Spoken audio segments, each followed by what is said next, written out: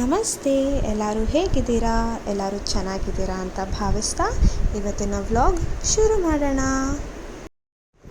ಮಗುನ ಸ್ವಲ್ಪ ಹೊತ್ತು ಮಾಲ್ಗೆ ಕರ್ಕೊಂಡು ಹೋಗೋಣ, ಅಲ್ಲಿ ತುಂಬ ಗೇಮ್ಸ್ ಇರುತ್ತೆ, ಆಟ ಆಡ್ಸೋಣ ಅಂದ್ಬಿಟ್ಟು ಭಾರತೀಯ ಮಾಲ್ ಆಫ್ ಬ್ಯಾಂಗ್ಳೂರ್ಗೆ ಕರ್ಕೊಂಡು ಹೋಗಿದ್ದೆ.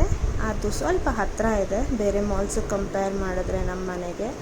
ಸೊ ಈ ಸತಿ ಮಾಲ್ಗೆ ಹೋದಾಗ ಲೀಲಾ ರೆಸಿಡೆನ್ಸೀಸ್ ಅವ್ರದ್ದೇ ಪಕ್ಕದಲ್ಲಿ ಒಂದು ಸ್ಮಾಲ್ ಪ್ಲೇ ಏರಿಯಾ ಥರ ಇತ್ತು. ಅದು ತುಂಬ ಚೆನ್ನಾಗಿದೆ. ಸಿವಿಲಿಯನ್ಸ್ಗೂ ಎಂಟ್ರಿ ಕೊಡ್ತಾರೆ. ಇನ್ನೊಂದು ಸತಿ ಹೋದಾಗ ಖಂಡಿತ ಭೇಟಿ ಮಾಡಿ.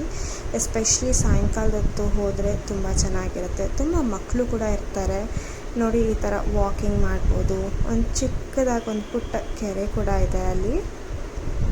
ಮತ್ತು ಮಕ್ಳಿಗೆ ಆಟ ಆಡೋಕ್ಕೆ ಪ್ಲೇ ಏರಿಯಾ ಮತ್ತು ತುಂಬ ದೊಡ್ಡ ಲಾನ್ ಏರಿಯಾ ಕೂಡ ಇದೆ ಅಲ್ಲಿ.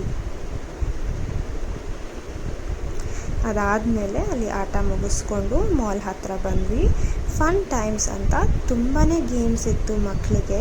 ಆದರೆ ಆಲ್ಮೋಸ್ಟ್ 70% ಆಫ್ ದ ಗೇಮ್ಸ್ ಬಂದು 4 years ಅಬವ್ನೇ ಎಂಟ್ರಿ ಕೊಡ್ತಾಯಿದ್ರು.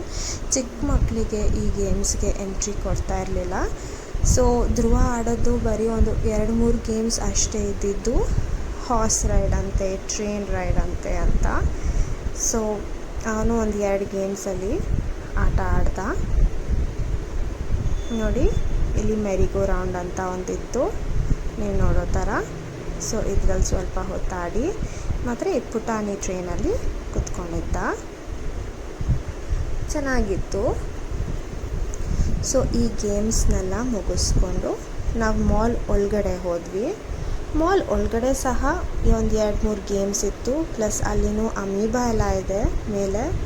ಸೊ ಇಲ್ಲಿ ಬಸ್ ರೈಡ್ ಮತ್ತು ಟ್ರೈನ್ ರೈಡ್ ಮಾಲ್ ಸುತ್ತ ಒಂದು ರೌಂಡ್ ಹಾಕ್ತಾರೆ.